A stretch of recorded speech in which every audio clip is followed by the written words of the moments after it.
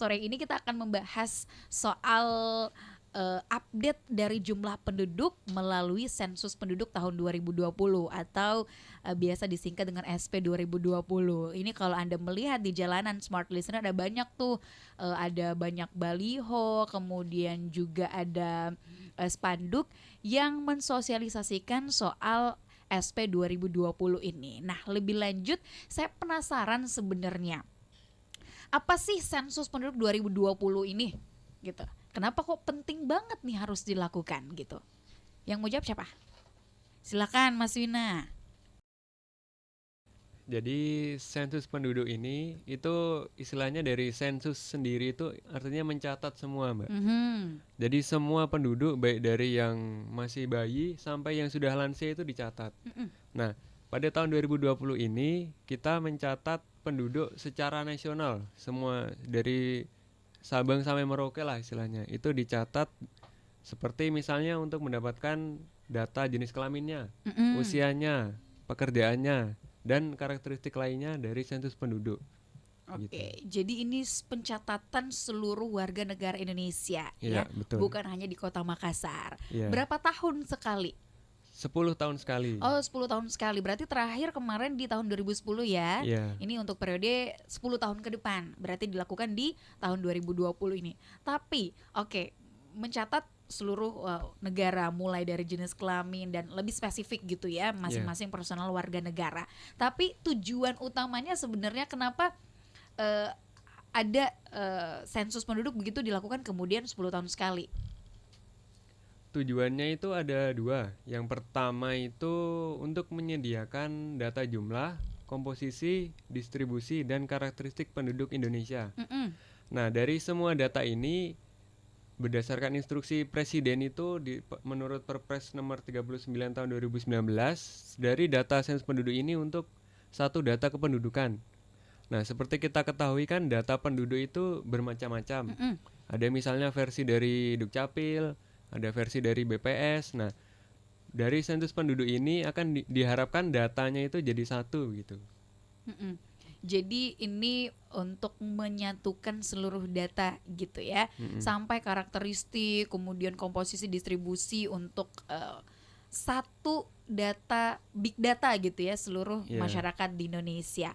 Nah, kemudian juga ada tujuan utama yang ingin dicapai. Berarti kemudian ada dasar dong, ada landasan dong ya yang memang mengharuskan kita atau mengharuskan di setiap 10 tahun itu kita melakukan sensus penduduk gitu. Iya. Apa Jadi itu? dasar hukumnya yang pertama itu berdasarkan Undang-Undang Nomor 16 tahun 1997 tentang statistik. Nah, di situ kalau misalnya dibuka undang-undangnya itu ada petunjuk tentang pelaksanaan sensus penduduk. Kemudian selain itu ada juga peraturan pemerintah nomor 51 tahun 1999 tentang penyelenggaraan statistik. Dan yang ketiga ini, nah karena istilahnya Badan Pusat Statistik ini itu menyediakan statistik untuk negara, jadi PBB itu sebagai istilahnya sebagai pusat datanya dunia itu menyarankan untuk sensus penduduk minimal selama 10 tahun sekali. Jadi selain dari undang-undang pun dari PBB sudah menyarankan sensus penduduk ini gitu. Oke, berarti memang data kemudian yang dikumpulkan dari sensus penduduk itu bukan hanya digunakan di Indonesia saja, tapi juga untuk kebutuhan internasional begitu, kebutuhan dunia begitu ya. Bisa digunakan dan itu yang sudah disarankan oleh PBB. Nah, berarti kan ini data besar yang kemudian dibutuhkan. Nah, kemudian apa yang outcome begitu yang kemudian diinginkan, kenapa kita kemudian harus nih ikutan sensus penduduk tahun 2020 ini? Data-data yang dikumpulkan itu digunakan untuk apa saja sih? Jadi ini saya kasih contoh dulu ya. Misalnya dari data jenis kelamin saja. Misalnya nanti ya setelah selesai sensus penduduk dapat nih data laki-laki ada sekian ratus juta, perempuan ada sekian ratus juta.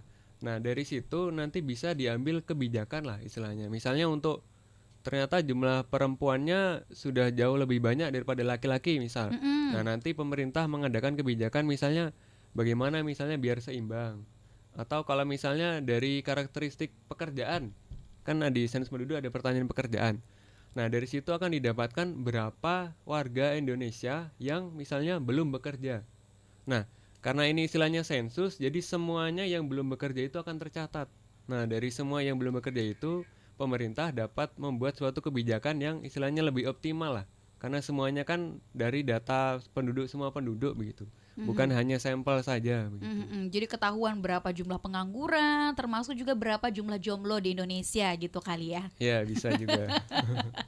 Oke, nah untuk Anda juga smart listener, karena memang perbincangan kita sore hari ini sangat penting. Anda juga bisa menyaksikan talk show kami ini, bisa dicek YouTube channel Smart FM Makassar. Kami mengupload semua atau mengunggah semua talk show di Smart FM Makassar. Jadi Anda tidak perlu takut untuk ketinggalan talk show ini. Dan tentunya untuk Anda yang ingin tahu lebih banyak lagi soal manfaat dan kenapa why kita harus ikutan sensus penduduk di tahun 2020 ini, Anda bisa bergabung melalui WhatsApp ataupun SMS di 0811 461011. Telepon juga boleh di 833225.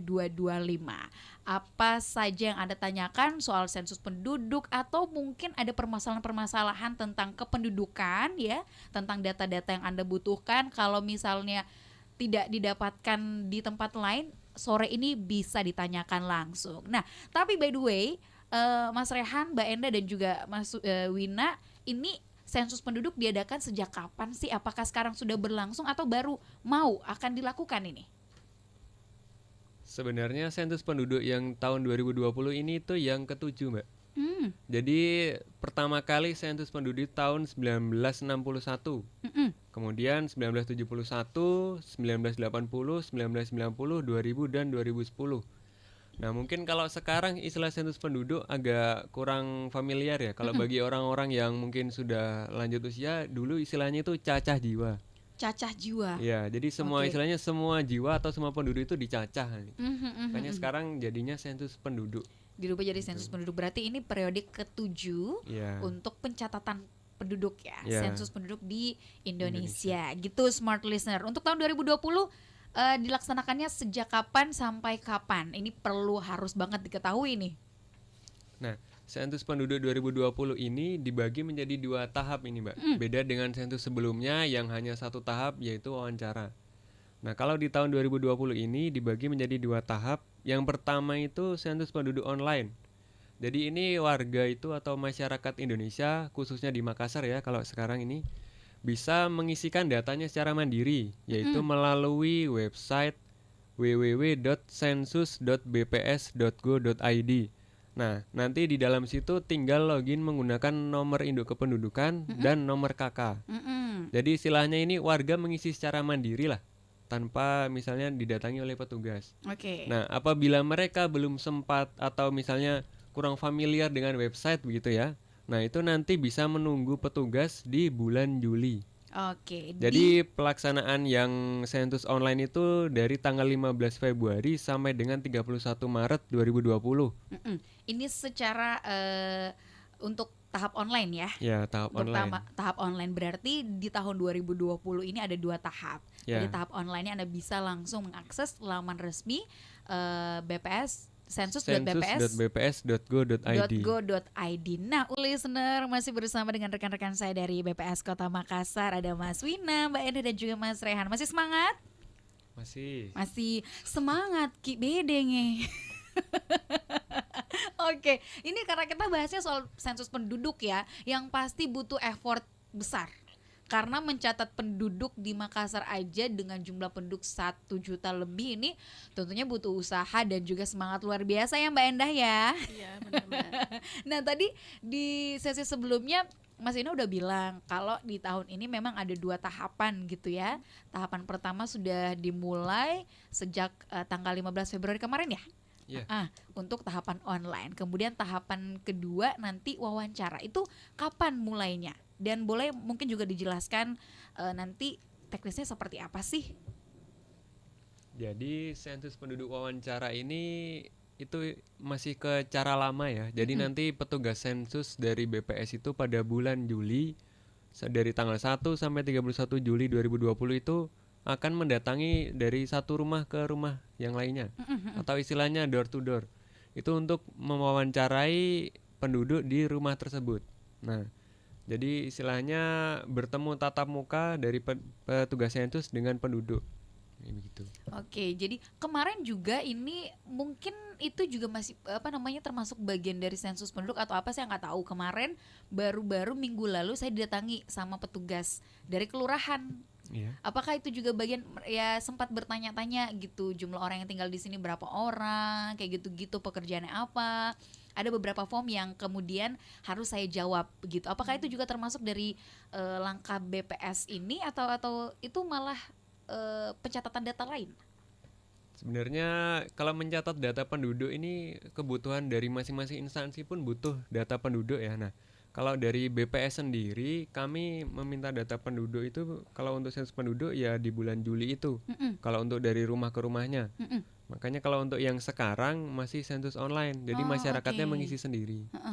Oh, berarti yang kemarin-kemarin datang karena ada beberapa warga juga ya di sekitaran sini lah ya, itu memang sempat didatangi oleh pihak kelurahan mungkin untuk data lain juga ya. Berarti itu bukan dari BPS. Ini juga sama dengan pertanyaan dari Rifki di Landak, juga seperti itu ya. Dia berpikir bahwa ini adalah petugas dari BPS. Nah, ini juga ada pertanyaan lagi dari smart listener, ada Andi Zul. Selamat sore katanya, saya sudah melakukan sensus secara online, tetapi saat ini tidak tinggal sesuai alamat KTP saat sensus. Apakah setelah sensus online juga harus mengikuti sensus wawancara walaupun tidak di daerah domisilinya? Nah, itu seperti apa tuh? Jadi di sensus penduduk ini kami dari Badan Pusat Statistik itu kan bekerja sama dengan Dinas Dukcapil ya. Nah, jadi untuk masuk ke sensus penduduk online maupun untuk wawancara nanti itu menggunakan nomor induk kependudukan dan nomor KK. Nah, nomor induk kependudukan dan nomor KK ini istilahnya hanya untuk mengambil database dari sistem. Nah, setelah itu baru yang namanya diupdate melalui sensus penduduk. Jadi ketika nanti misalnya nama kakaknya dengan domisili sekarangnya berbeda, nah isikan alamat yang domisilinya yang sekarang. Oh, oke. Ya, jadi misalnya begini, kakaknya di Goa, gitu ya. Kemudian kerjanya di Makassar. Nah, karena kerjanya di Makassar, dia kemudian ngontrak di Makassar. Nah, nanti data yang diisikan ke sensus penduduk itu adalah alamat domisilinya. Yang di Makassar. Nah, apabila sudah berhasil sensus online, dari websitenya itu sudah ada tulisan berhasil mengisi, nah nanti tidak akan didatangi lagi saat wawancara. Oh gitu. Begitu, iya. Berarti yang didatangi nanti adalah orang-orang yang belum melakukan sensus. Iya. Begitu. Tapi kalau misalnya kita kan udah isi data online, sensus mandiri gitu ya. Kemudian nanti di sesi wawancara. Misal sekarang kan saya ada di Makassar, kemudian keluarganya ada di daerah lain. Nah, yang didatangi berarti ada kemungkinan nggak sih nanti datanya jadi double gitu? Data satu orang kemudian double karena keluarganya dilakukan sensus, datanya juga dikumpulkan dengan keluarga. Nah, misalnya ini saya kasih contoh mbaknya ya.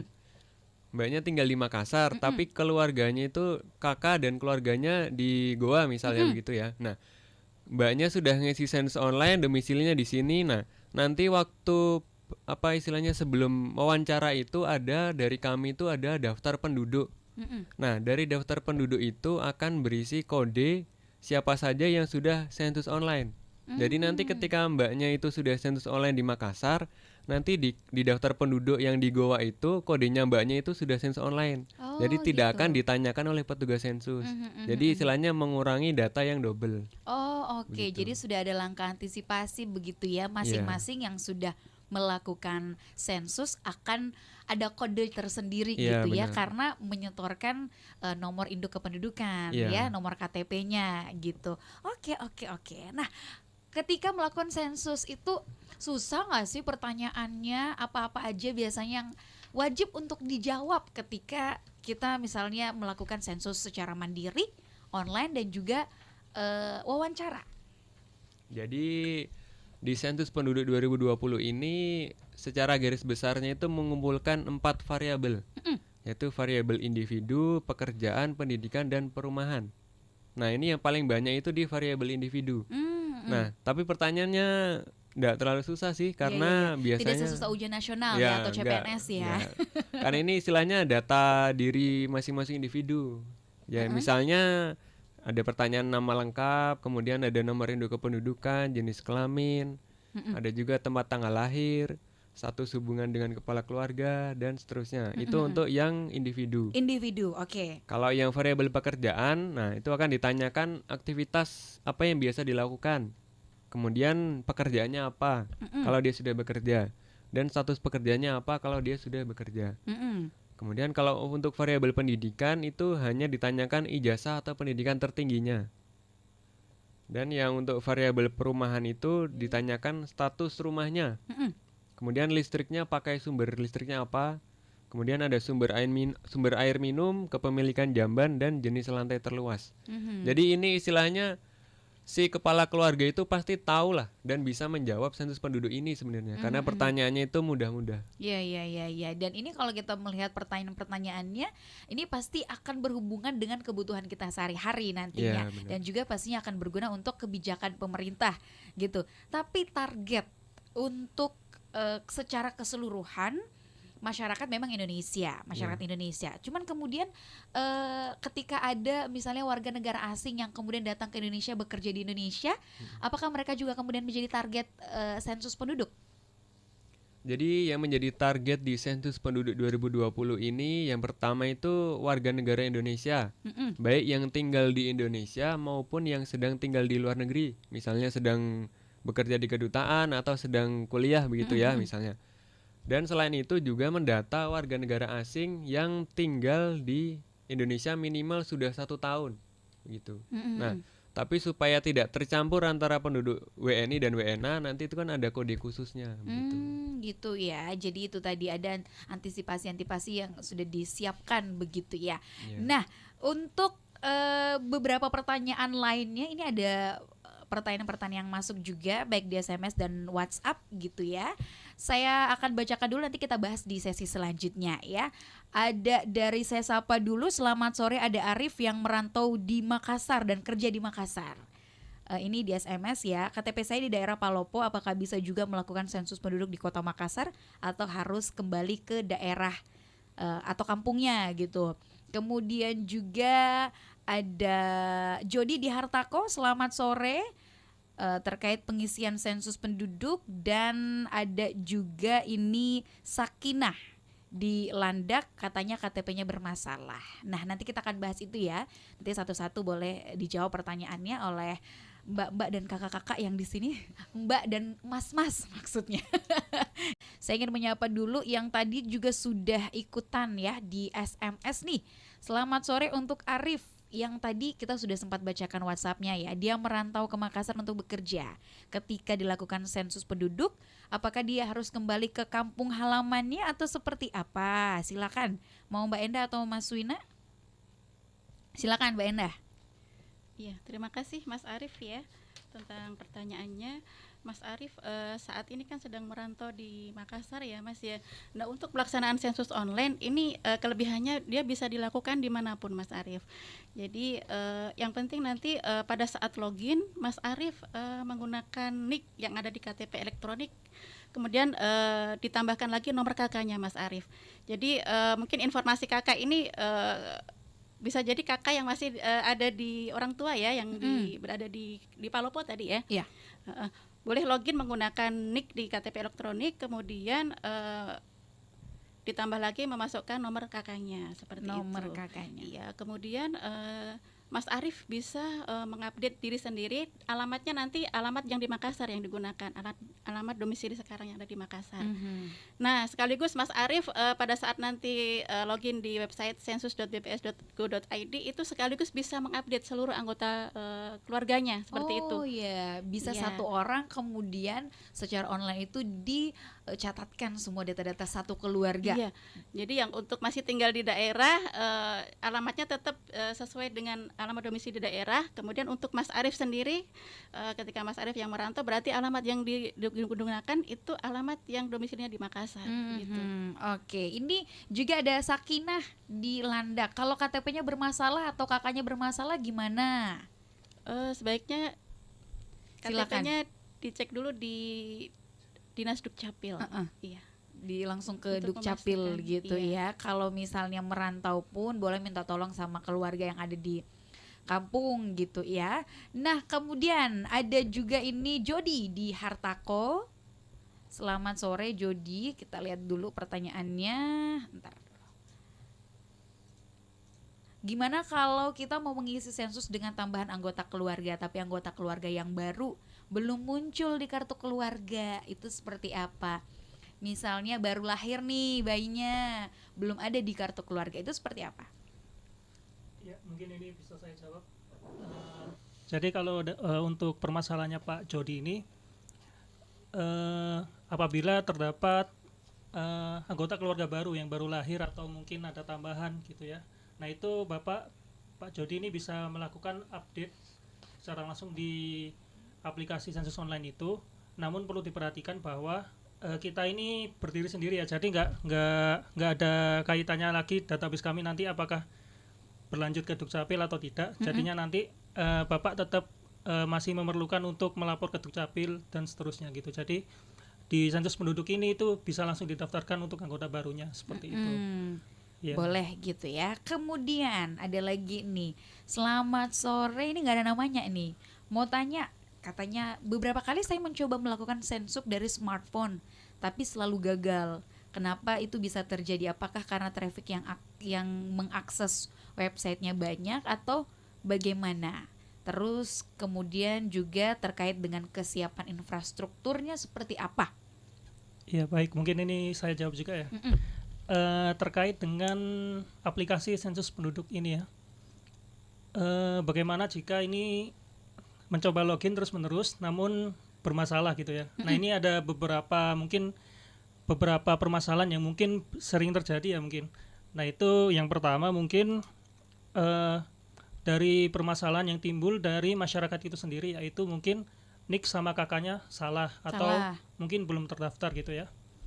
Kemudian yang kedua itu NIK dan kakak yang kami gunakan itu adalah database bulan Juni tahun 2019.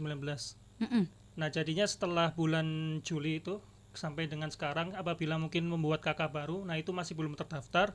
Jadi mungkin untuk melakukan sensus penduduk online ini itu dilakukan menggunakan kakak yang lama terlebih dahulu gitu. Jadi di sana agar memastikan diri kita tercatat, kita pastikan kita berada di kakak lama itu, seperti itu. Oke. Nah, itu kemudian permasalahan selanjutnya lagi yang membuat tidak bisa login. Yang ketiga adalah adanya koneksi internet. Kemudian yang keempat itu servernya yang trafficnya terlalu banyak karena ini seluruh Indonesia gitu ya. Seluruh Indonesia mungkin mengakses bersama-sama, jadinya agak susah itu masuk ke sana gitu. Kemudian yang terakhir mungkin ini adalah sisi keamanan yang kami berikan gitu. Jadi karena sensus ini data yang kami ambil itu mungkin data-data yang cukup sangat penting gitu. Jadi kalau orang-orang itu seperti ingin mencoba untuk menghack itu mungkin. Jadi kami membutuhkan sebuah keamanan yang sangat kuat ya, berlapis-lapis agar tidak terjadi hal-hal seperti hack seperti itu gitu. Jadinya mungkin kami memerlukan layer-layer security yang sangat kuat. Nah, itu yang menyebabkan biasanya agak susah login seperti itu. Oh gitu ya. Saking dijaganya kerahasiaan data itu. Dari penduduk gitu yang melakukan sensus, itu juga bisa memungkinkan kesalahan yang terjadi di server gitu ya. Tapi ada nggak sih langkah antisipasi yang sudah disiapkan ketika ini, terkait juga pertanyaannya tadi ya, kesiapan infrastruktur untuk melakukan sensus penduduk ini seperti apa langkah antisipasinya? Adakah yang perlu dilakukan oleh masyarakat, baik yang sudah melek teknologi ataupun yang masih awam dengan teknologi, untuk ikutan nih dengan sensus penduduk 2020? Ya baik, untuk masyarakat sendiri mungkin langkah antisipasi yang bisa dilakukan yaitu yang pertama mungkin mencoba aplikasi sensus ini, atau dibuka aplikasi sensus ini di jam-jam yang mungkin sekiranya banyak orang yang tidak aktif gitu, mungkin waktu malam atau pas pagi-pagi seperti itu, karena itu trafficnya kan mungkin sedang sepi gitu ya, nggak terlalu banyak gitu, jadi orang-orang bisa mengisi dengan mudah seperti itu. Kemudian bisa juga nanti mungkin ini ya, mungkin minta tolong ke seseorang yang mungkin bisa lebih cepat koneksi internetnya gitu. Iya. Seperti itu. Jadi ini tips dari Mas Rehan gitu ya. Kalau misalnya agak sulit untuk login, agak sulit untuk mengisi data, coba deh tengah malam. Tapi harus begadang dulu smart listener. Atau bangun di sepertiga malam gitu ya. Habis sholat tahajud langsung boleh langsung isi data di sensus kependudukannya ya. Top deh. Nah kemudian, ini tadi kita juga berbicara soal kerahasiaan data. Memang kan seluruh masyarakat ini diwajibkan untuk mengikuti sensus penduduk dan menjawab semua pertanyaan sejujur-jujurnya gitu ya. Soal kerahasiaan datanya jaminannya apa sih gitu. Ini untuk memberikan rasa aman aja untuk masyarakat. Terkait kerahasiaan data ini sebenarnya kami juga sudah ada undang-undang yang mengaturnya ya. Jadi kami berlandaskan hukum di mana data ini tidak akan kami sebarkan. Jadi terjamin kerahasiaannya dengan landasan hukum itu tadi. Kemudian terkait dengan infrastruktur sendiri, dari kami juga sudah berusaha semaksimal mungkin seperti security layer yang kami adakan untuk di aplikasinya itu sendiri. Jadinya insya Allah aman. Jadi silakan mengisi. Benar, kerahasiaannya dijaga 100% ya. Dan kemudian juga penggunaan data-data dari masyarakat yang dikumpulkan di sensus penduduk itu pasti juga untuk kebijakan kepentingan bangsa lah ya. Bijaknya seperti itu. Nah kemudian juga ini tadi kan kita udah sampaikan juga bahwa yang paling penting adalah KTP dan KK ya. Itu yang perlu disiapkan. Tadi Mas Ryan juga sudah menyebutkan ketika misalnya mereka membuat KTP baru di bulan Juli 2019, setelah bulan Juni ya, berarti setelah bulan Juni ke atas gitu, kemudian KK baru itu kan agak susah gitu. Adakah langkah-langkah yang kemudian mereka harus harus lakukan selain loginnya itu menggunakan KK yang lama? Kalau misalnya KK lamanya udah nggak ada dan terpaksa harus pakai kakak baru gitu. Misalnya aja kita berkaca kemarin di daerah-daerah Sulawesi Selatan atau Makassar itu ada yang terdampak banjir sehingga kayak akte kelahiran, data-datanya itu berkas-berkasnya hilang. Itu seperti apa? Nah ini mungkin sebelumnya saya himbau kepada Bapak Ibu mungkin bisa men-scan kakaknya terlebih dahulu ya sebelum ini. Jadi ini untuk sebuah backup barangkali dibutuhkan suatu saat itu kakaknya atau apa. Jadi mungkin di-scan. Kemudian jika terlanjur sudah hilang dan tidak punya backup data seperti itu, nah ini mungkin harus menunggu petugas kami saat bulan Juli. Seperti itu. Atau bisa juga mungkin mengurus di Dukcapil terlebih dahulu. Kalau kakaknya hilang itu tadi, kalau kasus kakaknya hilang. Tapi kalau misalnya baru buat kakak dan kakak sebelumnya sudah hilang, mungkin ada juga di database di Dukcapil itu bisa ditanyakan mungkin untuk database yang sebelumnya itu untuk dicarikan nomor kakak sama nicknya di sana berapa seperti itu. Oke, jadi memang butuh keaktifan dari masyarakat gitu untuk bisa berkomunikasi dengan Dukcapil begitu ya. Boleh dicek kembali smart listener gimana kartu keluarga Anda, gimana KTP-nya, apakah memang betul-betul bisa digunakan dalam artian ada permasalahan atau tidak. Kemudian untuk akte ini dibutuhkan juga nggak sih? Kayak akte kelahiran, akte pernikahan, perceraian dan lain sebagainya itu dibutuhkan juga nggak sih? Iya. Jadi di pertanyaan keterangan individu itu yang ditanyakan itu yang dibutuhkan hanya nomor akta nikah bagi yang sudah menikah, kemudian atau nomor akta cerai untuk yang sudah cerai. Kemudian kalau ada anggota keluarganya yang sudah meninggal, nah itu diminta mengisikan nomor akta kematiannya. Sedangkan untuk akta kelahiran itu tidak diminta, hanya pertanyaannya apakah punya atau tidak saja begitu. Oh itu saja ya. Jadi smart listener boleh dari sekarang untuk Anda khususnya yang mendengarkan talk show kami dipersiapkan berkas-berkasnya yang penting-penting itu. Ijazah dibutuhkan? Ijazah tidak usah. Oh tidak usah ya. Oke itu dia sudah terjawab. Mungkin ini ada pertanyaan juga soal itu tadi. Tadi ada yang udah sempat dijawab pertanyaannya, tapi saya lupa membacakannya kepada Anda smart listener ya. Saya ingin menyapa ada Rifka di Macini. Ini soal ijazah tadi ya. Ijazah dan akte kelahirannya kebetulan terbakar.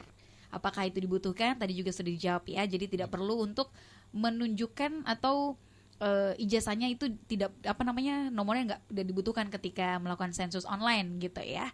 Oke. Nah, kan ini sensus penduduk 2020 dilakukan dalam 2 tahap. Tahap pertama yang sekarang juga tengah berlangsung ya, tanggal 15 Februari sampai nanti tanggal 31 Maret. Dan untuk gelombang kedua atau tahapan kedua nanti di bulan Juli berarti ya. 1 sampai 31 Juli 2020 untuk tahapan wawancara. Nah, ketika misalnya di tahapan wawancara nanti ada petugas dari BPS yang kemudian datang ke rumah-rumah door to door kepada warga gitu, kami sebagai warga gitu atau smart listener sebagai warga apa yang harus disiapkan dan teknisnya akan seperti apa? Silakan. Ini untuk sensus penduduk wawancara Ya. ya? Nah, jadi teknisnya itu yang pertama siapkan dulu NIK atau misalnya KK lah. KK, kemudian ada akte nikah atau kalau misalnya sudah cerai ya akte cerai, dan kalau ada anggota keluarganya sudah meninggal ya siapkan nomor akte kematiannya. Nah, nanti ketika petugas datang itu jangan langsung diterima dulu. Nah, ini supaya untuk keamanan data juga tanyakan ke petugas sensusnya ada surat tugas tidak. Nah, karena kami dari Badan Pusat Statistik ketika mengirim petugas ke lapangan itu selalu membekali dengan surat tugas. Kemudian ada juga ID card-nya, identitasnya. Nah, di ID card itu nanti ada semacam barcode-nya.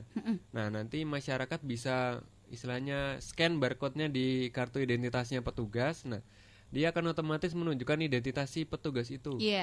Kalau identitas petugasnya itu memang benar petugas sensus, maka identitasnya akan muncul. Kalau misalnya bukan petugas sensus, dia tidak akan muncul. Jadi untuk mengecek keamanannya jangan sampai ada yang pura-pura datang sebagai petugas sensus tapi ternyata bukan ya. Ada identitas selain ID card itu, baju mungkin yang digunakan seperti apa gitu, ada pakaian khusus nggak dari petugas sensusnya nanti? Ada rompi yang bertuliskan di belakang ya, di bagian punggung itu rompi warna biru, itu ada tulisannya petugas sensus. Dan juga ada topi, itu warna biru navy juga. Jadi itu ya identitas yang harus smart listener pahami, bahwa ketika ada orang yang datang ke rumahnya untuk mewawancara mengatasnamakan sensus penduduk, jangan langsung diterima ya. Dicek dulu ada ID card-nya, bisa di-scan barcode-nya, kemudian dimintai dulu lah surat tugasnya apakah memang benar-benar dari BPS atau bukan gitu ya. Nah, terakhir karena kita terbatasi oleh waktu, apa nih harapannya untuk secara keseluruhan proses dari sensus penduduk 2020 ini, dan apa juga yang ingin disampaikan kepada masyarakat?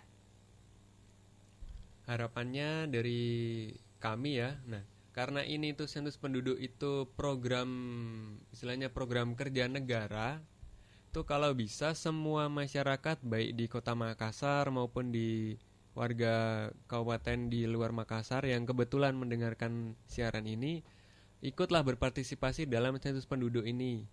Bisa melalui yang cara pertama itu tadi, yang melalui online di website sensus.bps.go.id. Loginnya menggunakan NIK dan KK saja. Kalaupun tidak sempat, nanti bisalah terima petugas sensus kami dengan dengan baik-baik begitu. Jangan langsung ditolak. Jangan dimarah-marahi ya. Jadi, itu supaya sama-sama nyaman gitu dari petugas sensusnya itu nanti datang dicek dulu lah identitasnya gitu, supaya tidak sampai salah orang. Itu dia ya. Ada lagi? Kemudian selain istilahnya mengikuti berpartisipasi ini, berikanlah data yang benar sesuai keadaan lapangan gitu. Karena percuma kalau misalnya semua warga berpartisipasi tetapi datanya itu tidak benar. Karena kan jadi sama saja, istilahnya nanti untuk menarik kebijakan itu tidak akan pas begitulah kalau Betul. datanya itu tidak benar. Jadi apa yang Anda berikan, data-data yang Anda berikan itu akan kembali juga kepada Anda smart Iya, listener ya. benar. Ini sangat berpengaruh dengan kebijakan yang akan mengatur kehidupan kita di negara Indonesia. Terima kasih banyak Mas Wina, Mbak Enda dan juga Mas Rian atas waktunya sore hari ini sudah berbagi dengan smart listener soal sensus penduduk 2020. Sukses untuk semua tahapan prosesnya dan juga tetap semangat ya.